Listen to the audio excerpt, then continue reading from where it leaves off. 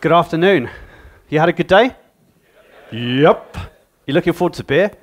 Yeah. So, do I code? Yes, is the short answer to this. And what I'm going to talk about is really software architecture kind of versus code, you know, these two competing forces. I live in this tiny little island called Jersey.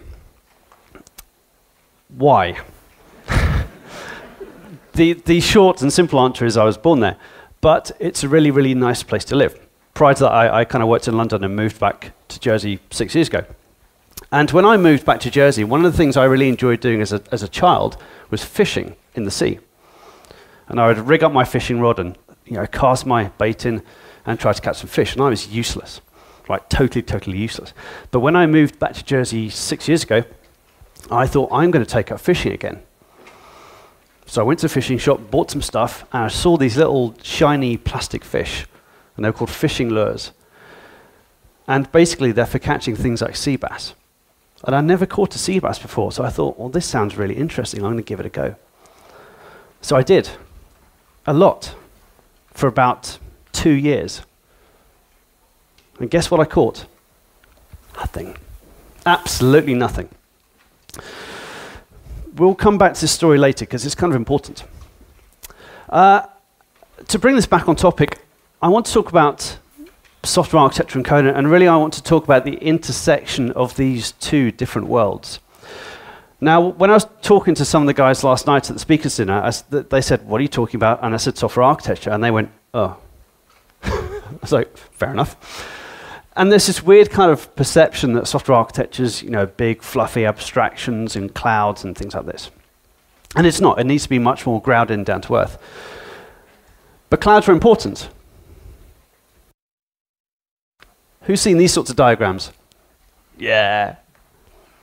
This is a web scale architecture. Do you know why? It's MongoDB. It's dev null. This is a web scale architecture because it has a cloud. Do you know why I know this is true? Because Dan North told me.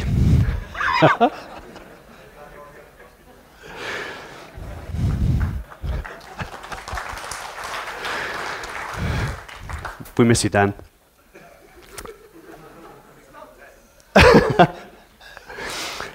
What has this got to do with anything? I went to Kash's talk earlier today, and she was talking about boosting communication and how visualization and diagrams are a great way to boost communication, particularly within software teams. And that's really the thing that most interests me. I'm really interested in how we can communicate and visualize our software systems much more effectively. And basically, this comes down to pictures, right?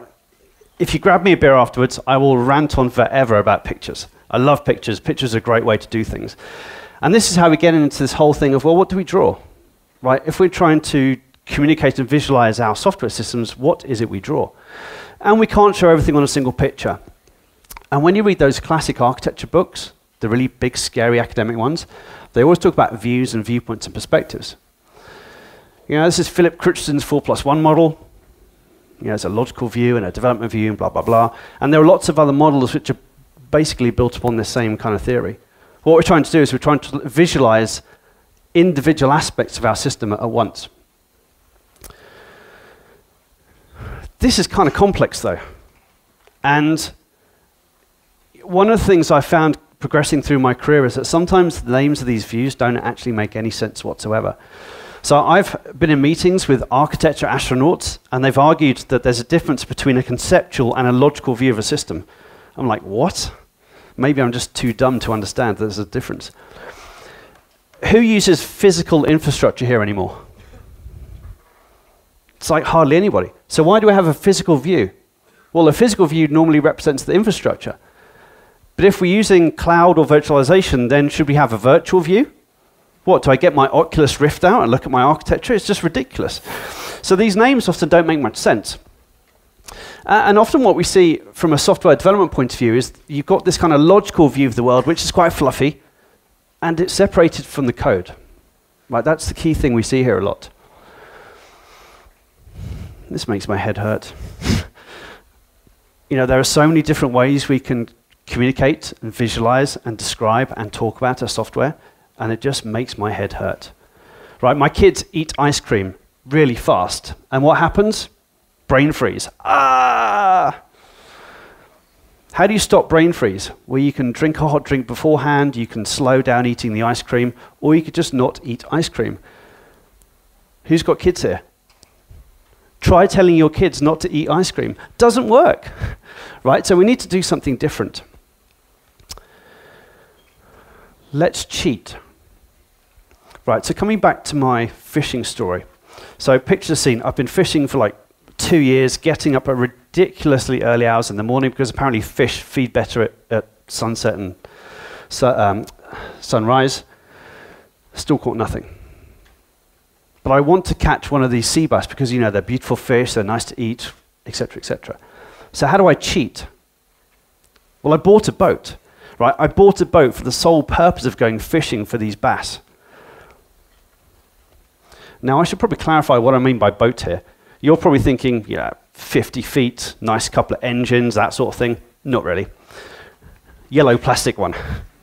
2 of them to be precise. So, you know, bought some kayaks, and Jersey's a beautiful place to go kayaking. And eventually, I caught some fish. I caught a sea bass in the top left corner. Hooray, it's tiny. I did catch a bigger one. Never got a photo. This is kind of cool, but I've cheated, right? Fishing from a boat is way, way easier than fishing from a beach or a pier or a rock. Because all you do is you float around and you bob your line up and down, and eventually a fish finds you. Or you find a fish. So although I've caught this fish, I've done it floating around in essentially a bathtub around Jersey. And that's not really my goal here. I want to stand on Jersey and cast and catch a fish. Back to diagrams and communication. How do we cheat, right? If we have all that architecture view stuff, which is complex, how do we cheat?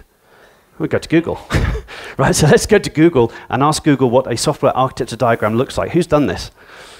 Yeah, you got stuff like this, didn't you? Look, page after page after page, block diagrams, maybe some UML, but that's scary. These are the sorts of diagrams that we see in most large organizations to describe software systems. And ultimately, you end up getting pictures that look like this. Take this one I've highlighted. You know, when we talk about architecture, we talk about layers, and layers are important. Decoupling, separation concerns, whatever. So we have a diagram showing layers. We also have these vertical layers which stop the diagram wobbling because some stuff doesn't fit horizontally. Colors, why? Different layers are different colors. I'm having to assume some things here. Why are the layers different heights? Is that important, or did the author of this picture not know how to use Visio properly? I suspect it's the latter. Same with the width of the boxes. Maybe that's important. Maybe we have to imply relationships through spatial layout.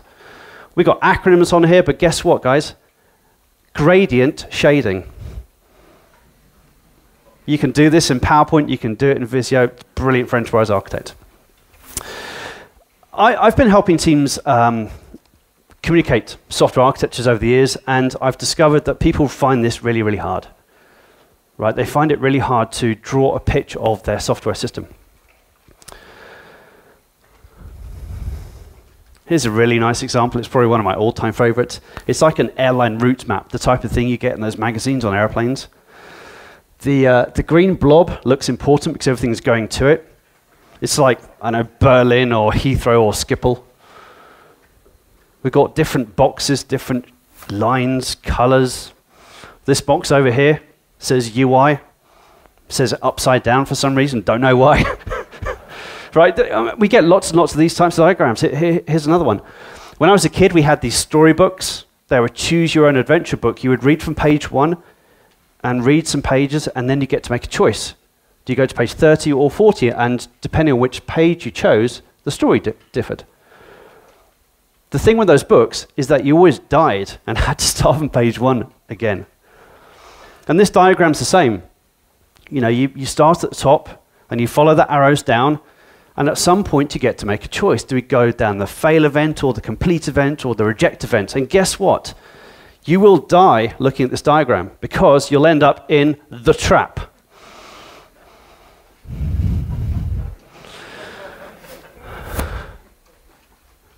You're all laughing. This is like an asynchronous, event-driven architecture.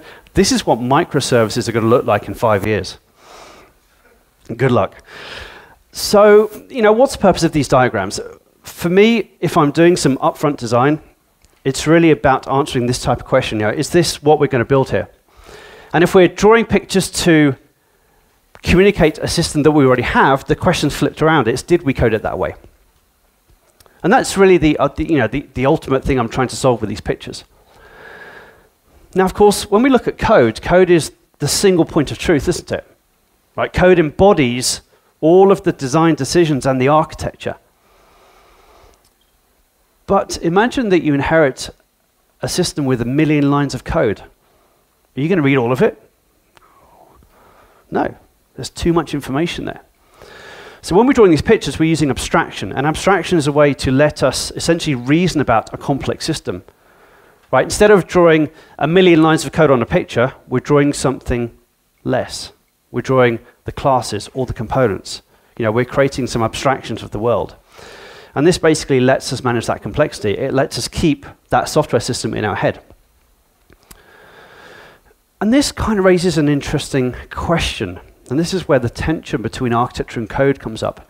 Right, so we're drawing these pictures on our nice whiteboard down here. When we draw a box on that whiteboard, does it match something we can see in the code? Show of hands, who thinks this is the case?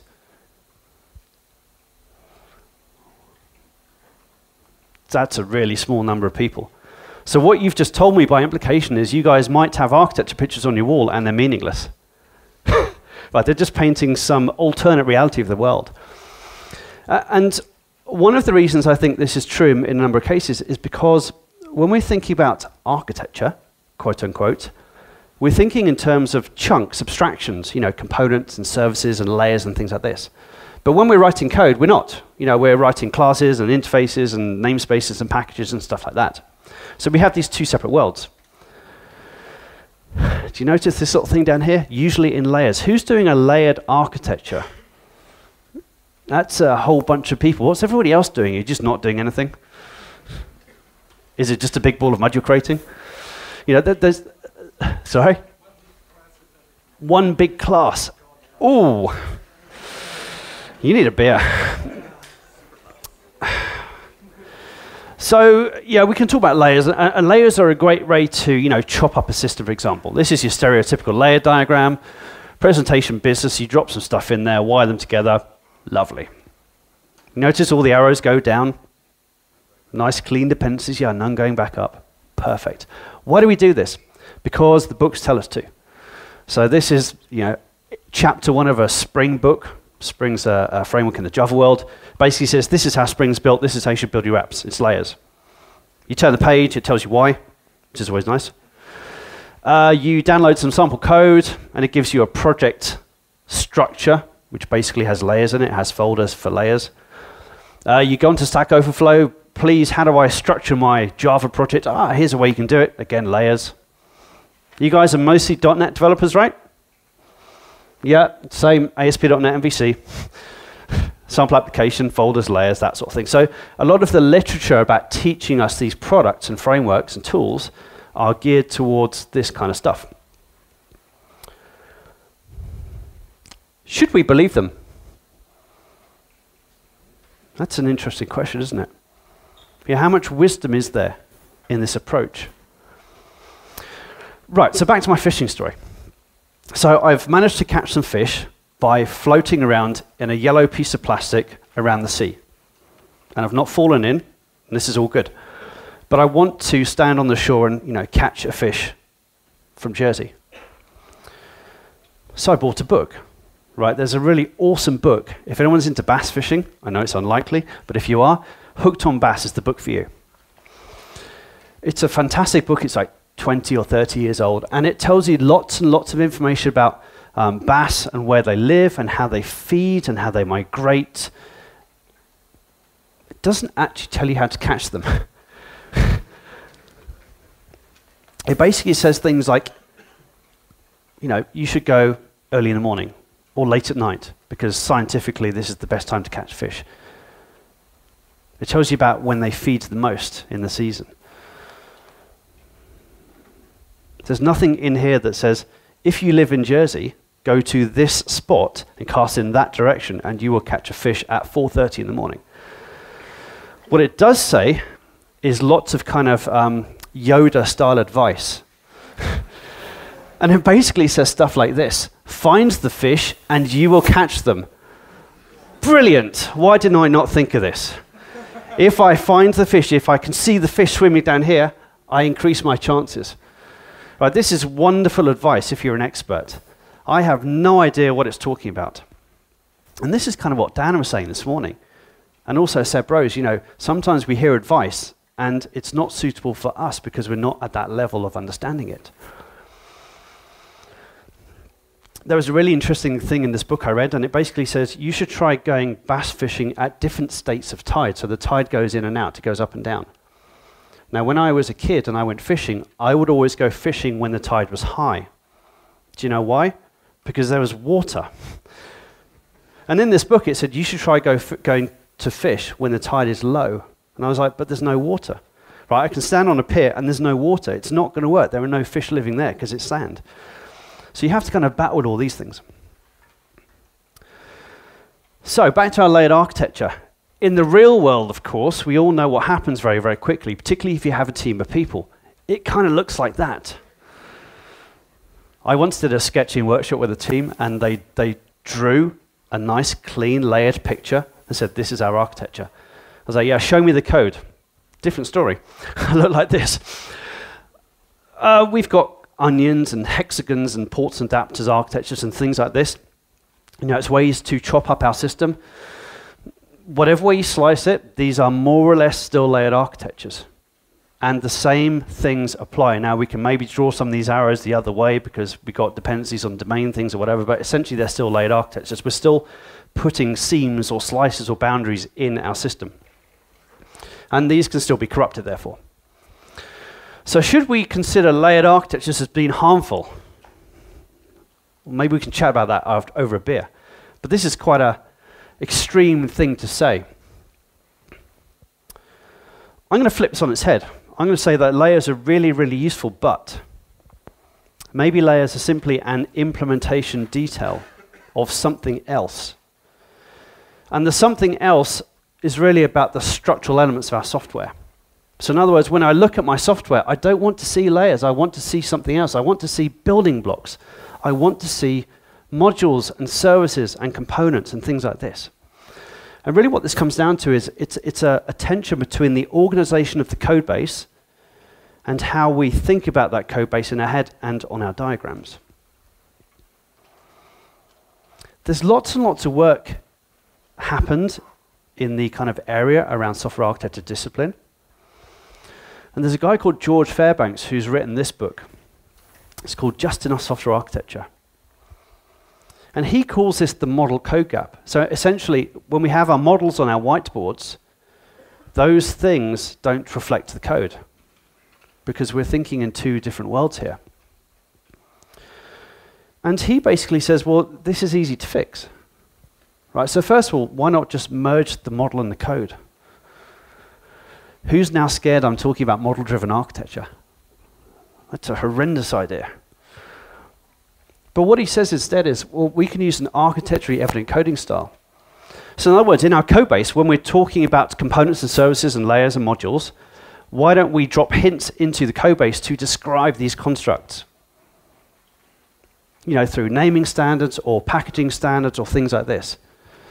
Who does this? Again, a really, really tiny number. So by doing this, you're assisting the mapping between stuff on that whiteboard and stuff in the code. But this is not a mainstream thing I see people doing. Let's backtrack for a second. Why do I have to draw pictures on that whiteboard? Right, this is 2014. Why can't we just auto-generate some of these pictures? And then it stops the whole, you know, that picture's out of date, it was done last year. Who's tried to auto-generate diagrams and code? Who finds it useful? Ah, look, like 3 people. They lie?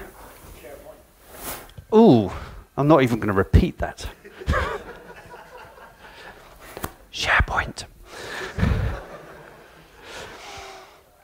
So I guess the big problem with these tools is that they look at your code and they see the same things that we do as programmers. And what do those diagramming tools see? They see packages and namespaces and classes. Right? These diagramming tools don't have the concept of a layer or a component or a service or a module.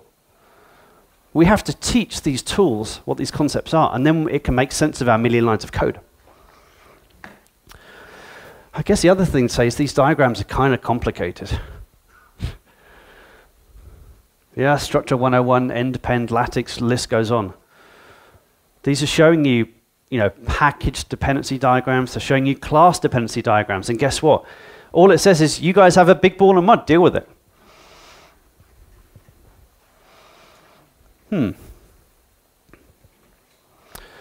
going to throw this question out there. I'm not going to answer it, but maybe the languages we're using today, C#, Java, whatever, are not providing us the right type of things, abstractions, for our modern software systems. How cool would it be if we could do public microservice X in Java or C#? Wow. Not classes and interfaces. Let's create a microservice or a component or module.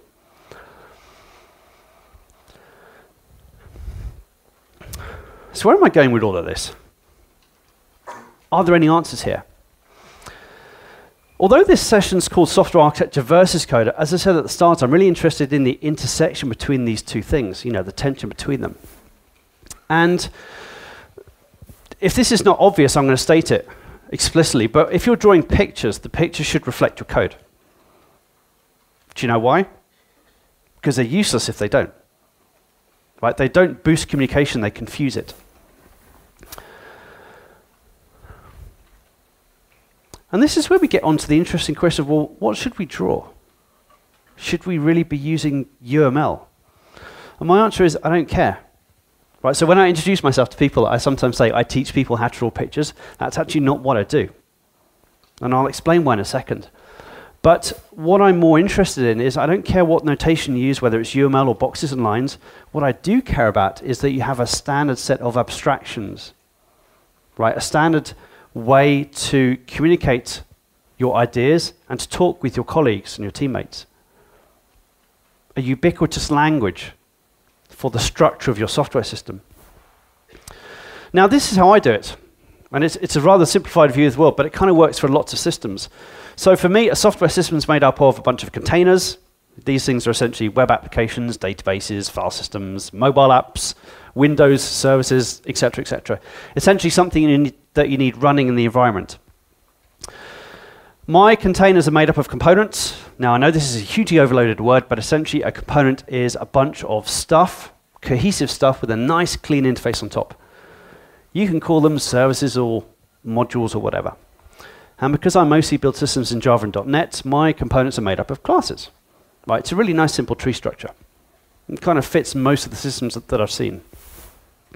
And with this tree structure in mind, you can draw some pictures. So I told you this is going to come back to pictures at some point. And this is my C4 model. And basically it starts with a context diagram to set the scene. I'll then draw a containers picture. I'll dive into each interesting container and show components. Now I might optionally, and this is optional, please don't take this as mandatory, I might optionally do some class level modeling and design if I want to show something at that level. When I moved back to Jersey, I wanted to find other people in the IT world. So I built a really simple content aggregator called techtribes.je. And this is basically a context picture. So my system in the middle with the monkey, different types of users at the top, actors, personas, however you want to represent your users, and my keys, system dependencies at the bottom, right? It's a nice simple diagram just that sets the scene. If we open up the monkey's head, if we blow him up, we get a containers picture. This basically shows, the web app at the top, and there's a standalone process at the bottom, and a bunch of data sources, and how they logically interact. And then we open up our little standalone content thing down here, and we get components. Tech choices, interactions, responsibility. So we've gone down to a fairly lowish level of architecture here. If you want more information about this, it's in my book. And it's also, there's a free A3 PDF post you can download off the website. Now, for me, these sketches are like maps. Right, so if you guys open your phone and go to Google Maps and do a search for Jersey, you'll typically get this picture down here, right? The zoomed in view of Jersey. This is great if you want to know what's in Jersey and how it's made up and where the key places are, but it's not very useful if you've never heard of it and you don't know where it is. So you do the inverse pinch thing to zoom out, and you get to the view of Europe. The diagrams are the same. Sometimes we want the low-level component view of the world, and other times we want to zoom out and see the bigger picture. This is slightly different to that whole logical, physical, deployment, development, design view thing of the world, because what I've done here is basically created a really simple static model. Right, so it's code, classes all the way up to our system, with containers and components in between. And then we can think about all the runtime and behavioral and infrastructure aspects of sitting around that common static model. Right, it's really, really simple. And the thing I like about this is it puts the code back in the middle where it belongs. Right, so this is all about the code and the static structure of the code up to the system level.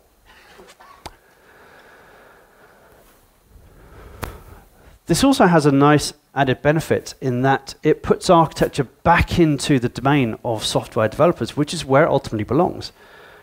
Right, all of this talk about fluffy, conceptual, abstract software architecture pictures, who are the key users for those? It's us as developers.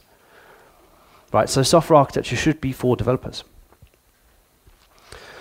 So, coming back to the question we asked before, does your code reflect the abstractions that we put on the pictures?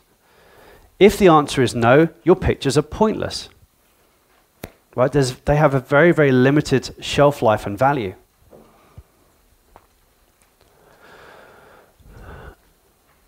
Oh, did this slide get in? Does the code for techtribes.je reflect the abstractions on the software architecture diagrams? Oh. I should probably answer this question then. So I showed you some software architecture pictures of my TechTribe site, and I need to ask myself this question. Well, it does. Do you know why? Because I'm an awesome rockstar ninja developer. Yes.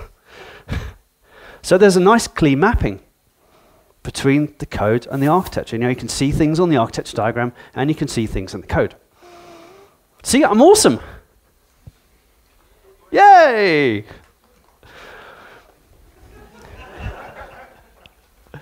Also known as a smart ass. This is a more interesting question. Did it start out that way? Ooh, no.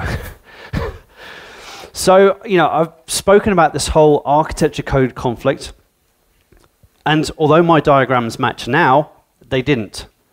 So basically, 1 or 2 years ago, I created those diagrams for my training course and my book, and they didn't match the code. Right, so I fell into the same trap myself, which is kind of embarrassing. Now let me explain. This is a Java system. It's essentially a web app. And guess what? Layered architecture. So I created the first version of the system with a layered architecture. There's a services layer and a data access layer. Now I have a tweet component on the diagrams.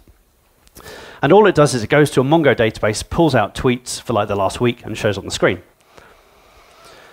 But that tweet component never really existed in my code base because it was kind of split across multiple layers. So if we look at this diagram, you know, there's a service package, a service layer, and there's a data access package, a data access layer. Now, because I'm using a dependency injection framework, everything has an interface. So there's an interface and an implementation for both things, you know, a service and a data access object. But when I'm talking about a tweet component, it's nonsense.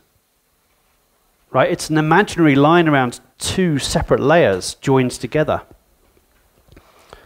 But this is how we build a lot of enterprise systems.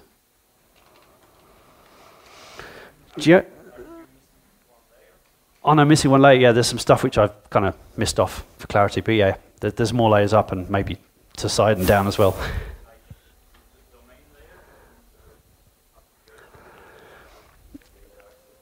So the question is there a domain layer missing it? And the answer is maybe, which I'll come back to, hopefully. Do you know the downside of doing this and the whole layered architecture thing? Layered architectures turn into big balls of mud very, very quickly, don't they? Do you know why? Public. When I see implementations of layered architectures, most of the interfaces, most of the classes are public. And this tends to mean that people can use your stuff from anywhere in your code base. So, these diagrams, they're not matching my code. What do I do? Two options. Number one, redraw my pictures.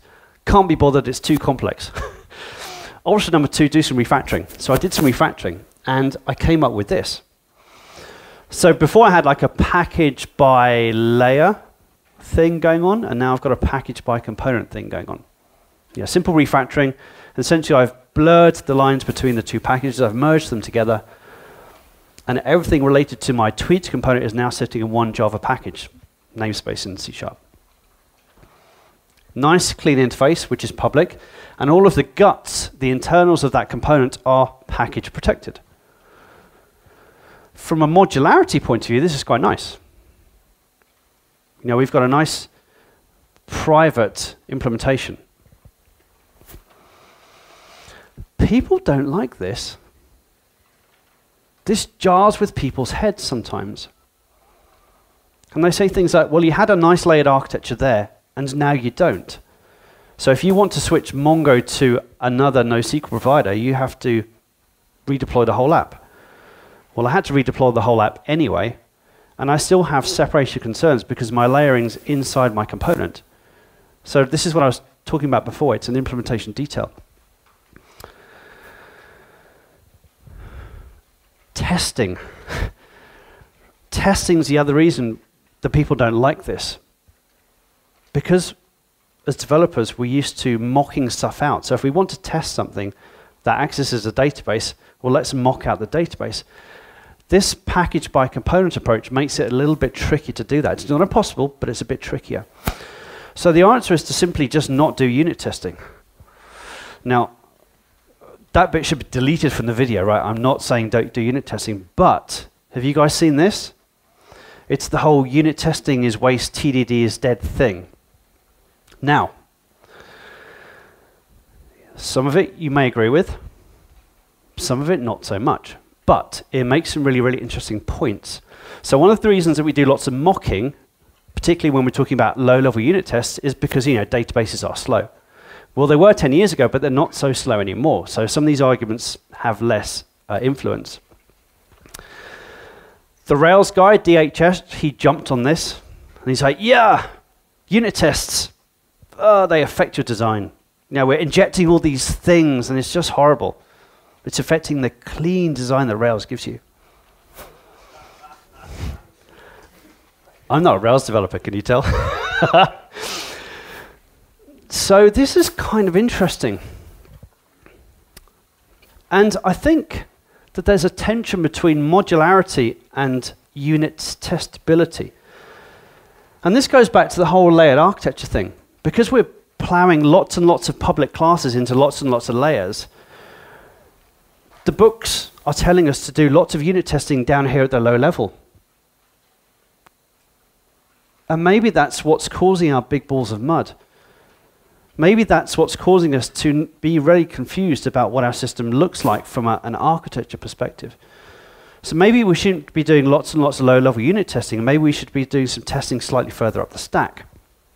And what I'm saying here is instead of blindly unit testing everything, and this is what a lot of the books tell us to do, maybe we need to test our structural elements, right? Our modules, our components, our services. For those of you who went to Seb's talk earlier, he showed the testing triangle or pyramid, as it's called. And it's like lots of unit tests, some integration tests, and a bit of UI testing at the top. Maybe we need to reshape this triangle and turn it into like a house shape. Now, I could have picked any shape, I know, but this kind of sums it up nicely. So maybe we should still do lots of unit testing because it's important, but maybe we want to do a nice big chunk of component testing, I'm going to call it. So my tweet component, and this is all open source, you can go and have a look, it basically has a bunch of component tests that test that component straight through the public interface. It spins up MongoDB, it throws some data in, it does some testing. It's still automated, and it still gives me confidence that the system's going to work. Something Seb said this morning, test behaviors, not implementation details. Again, if you step up one level of abstraction and you test your components as a black box, that's essentially what you're doing. Now, this isn't the one true way. I'm not saying don't do lots of mocking and unit testing, but what I want you to do is to think, the next time you start writing a unit test, ask yourself why. Ask yourself if there's a better way that you can get the confidence without expending the energy doing lots and lots of unit tests.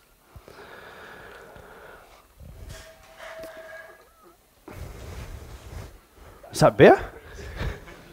Someone's just fallen over. The test failed, yeah.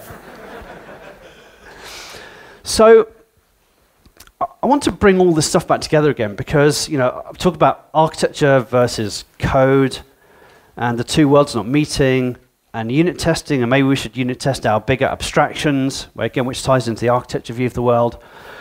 Something I've been playing with recently is software architecture as code. So that C4 model I briefly presented to you with the system and the containers and the components and the classes. Right, why don't we automate that? Show of hands, who's a C# developer? That's mostly right. So this is C#-like code. It's not Java, it's like C# vNext. I'm off. So basically what this code does is it creates that C4 model. At the top, we're creating a software system, we're creating a user, we're wiring them together. Then we create some containers, a web app, and a database, we wire them together. Right, so there's a framework called Spring MVC. It's an MVC web app framework in the Java world. There's a really simple sample application called the Spring Pet Clinic. It's just a bunch of stuff coming out of a database on a web page. So this is an example architecture model for that sample application as code. Right, so not as boxes on a whiteboard or boxes in Visio, this is as code. So we create the model. There's some magic here, look, component finder. Component finder. And what this does is it rips through the compiled version of the code, the classes, and it extracts components. Now with Spring MVC, you use annotations, much like C# attributes to mark things as being special. So that's all I'm doing. I'm finding those special things and extracting them plus their relationships. And then the next block of code basically creates some pictures. Right? There's a context view, there's a containers view at the next level down, and then there's a components view to show the components that we extracted. Can you see pictures here? No. Can you see a line at the bottom which says basically print this as JSON? Right, so now we have a JSON string we can mess with. And a bit of tooling, some quick bit of JavaScript, and you can build a quick diagramming tool. So this is a set of architecture diagrams for that sample application based upon that short amount of code that I just showed you. There's a context diagram in the top left, the containers diagram underneath, and the components diagram over here on the right. All auto-generated from code. All the dependencies, all the names, all pulled out the code base. It's kind of cool. What's the catch here?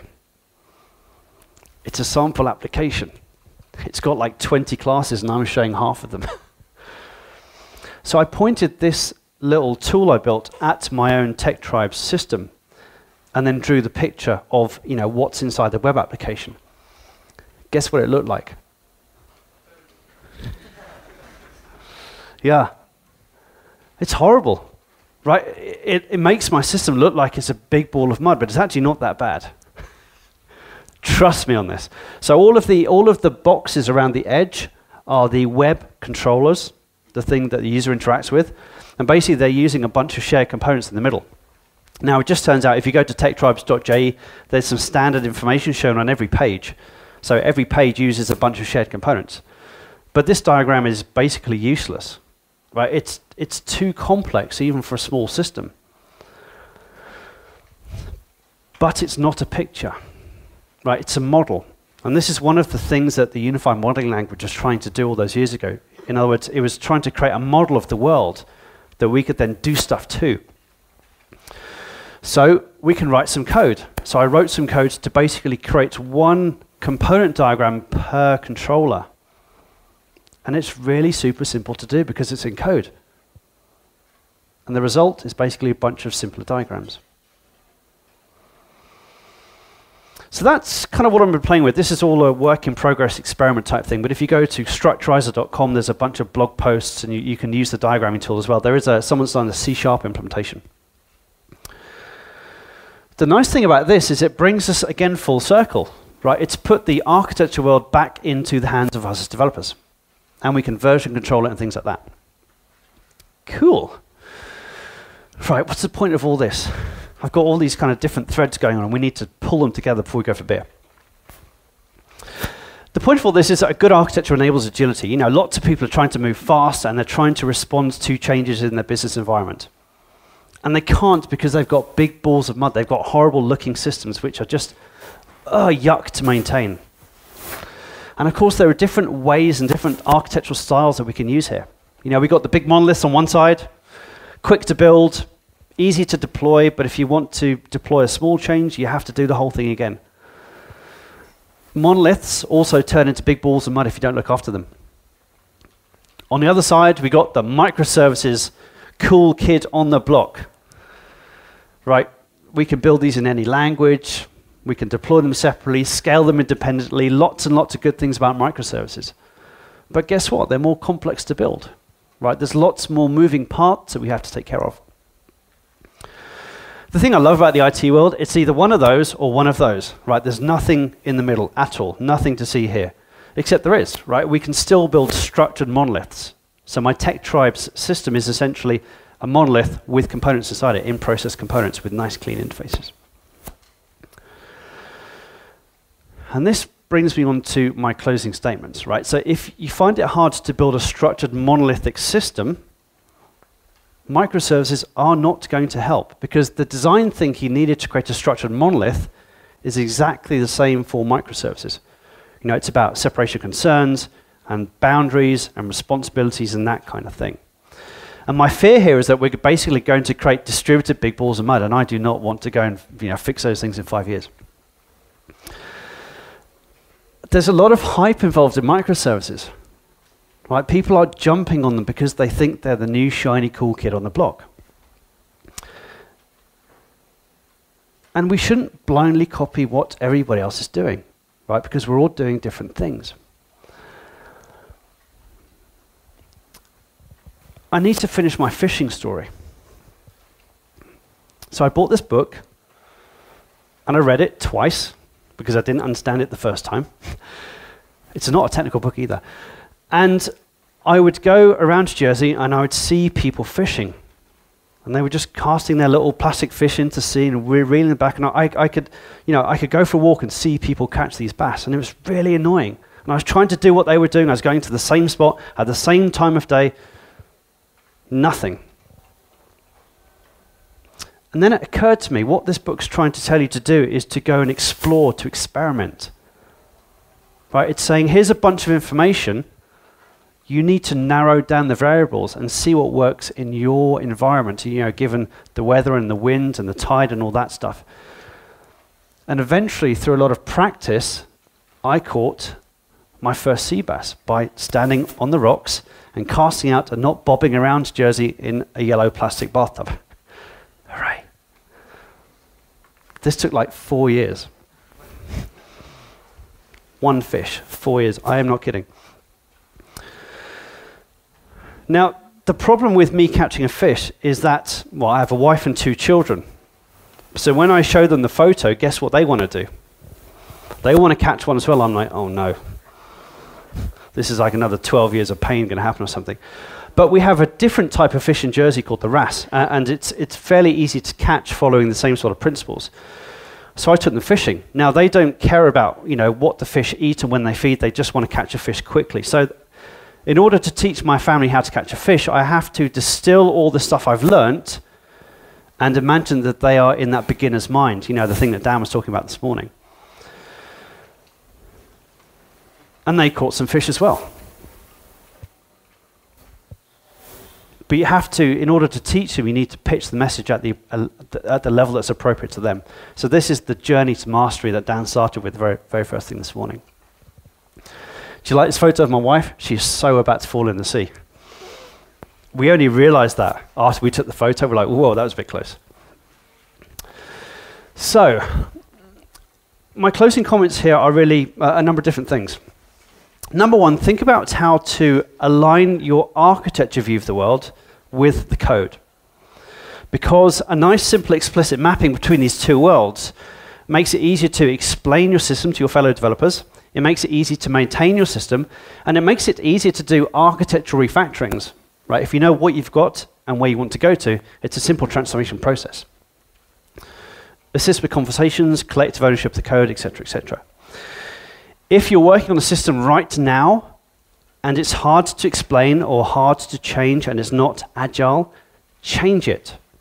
Right? You have the power as developers to reshape and refactor and remold your code. How do we stop the big balls of mud? I've got a really, really simple piece of advice. Stop making everything public. I think as developers, you know, public class is muscle memory. Stop that. I can't force you to do this. So I'm going to set you a challenge. Every time you type public class, 1 zloty goes to charity. Right, we're going to get a bucket hope here at the end. You can all drop zlotys in.